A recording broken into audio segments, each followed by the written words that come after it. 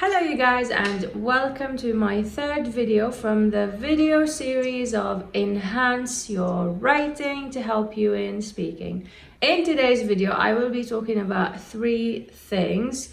Number one, how to structure a simple sentence. Number two, what to do for practice. And number three, how will this help you in speaking English, even from day one. Okay, number one, how to structure a simple sentence. Remember in the previous video, I told you there are three ways to write or to structure our sentences, which is the normal way, the classy way, and the fancy way. Today, our focus will be on the normal way, so it will be your foundation to start and to practice until you get to the classy and fancy way. So the first thing you need to always ask yourself is, where's my subject, where's my verb, and where's my object?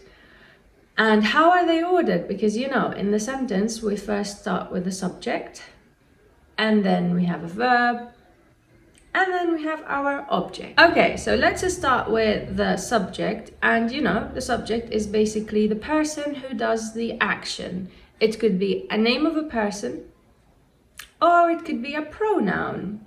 So, once you decide who your subject is or what your subject is, move to deciding the verb. Since in this video my focus is the simple present, we're gonna have two variations in here. We're gonna have main verbs like sleep, walk, talk, eat, attend, need, and so on. Or we're going to have a list of helping verbs like am, is, or are. Now we need to decide when to use what. For example, when are we going to use our helping verbs and when are we going to use our main verbs?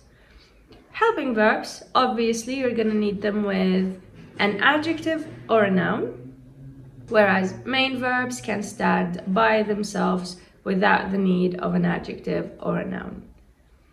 One important thing about simple sentences is that they end with an object, but not all the time. Sometimes simple sentences end with an object and sometimes they don't. Your object also could be a noun, it could be a phrase, it could be time phrase, it could be so many different things. Now, part two, what should you do for practice? So, what I'm going to ask you to do is to take a list of pronouns for subjects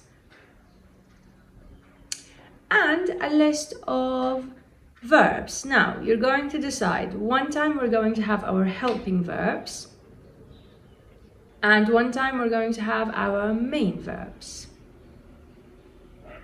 Now, what I want you to do is to write a different variation of sentences with different subjects and different verbs. If you are using helping verbs, then write the list of I am, you are, he or she or it is, you and they are.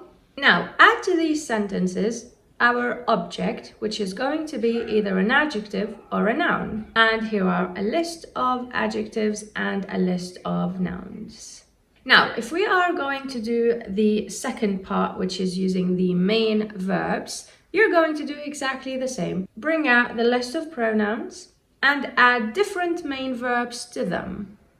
One thing you need to pay attention to is when we are talking about a singular subject, or when we say he or she or it, you have to add an S to your verb. For example, saying he walks, he talks, he sleeps, he eats, or she eats, she walks, she talks, she eats. And it as well, talking about one thing, it works, it drives, it sings, and so on. Once you write your subject and your verb, I want you to add an object to it. And this object could be a noun, it could be an adjective, it could be a time phrase, it could be a prepositional phrase, whatever you want. For example, I walk to university, or he walks to university. So, as simple as that. Now, I want you to go over the list of subjects, the list of verbs we have, and the list of adjectives or nouns, and create as many sentences as possible. Try to write up to 10 sentences every single day for a whole week, because that will help you in speaking, and which will lead me to part 3, how will it help you in speaking from day 1? Now, how will this help you? This will help you because the more sentences you write with having a list of words in front of you, with focusing on one tense only and one type of sentences only, the easier it will become for you to structure these sentences in your brain without having to think so much about it. Also, this will make the process of advancing your sentences later easier for you. And obviously it's gonna make speaking easier for you because you have already trained your brain enough to not need the paper to form the sentences in your brain. Okay, now to end this video, what I want you to do is to follow the instructions as I told you in part 2 for a whole week.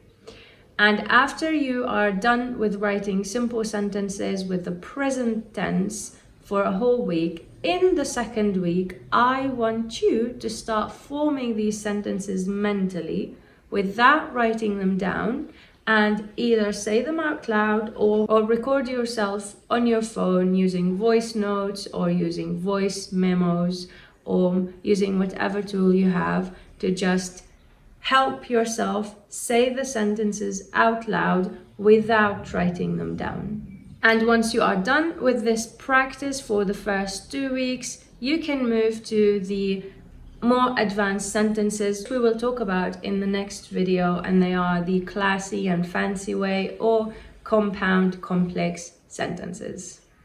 And that's it for today's video. I hope that you have found it useful, and I will see you in my next video. Goodbye.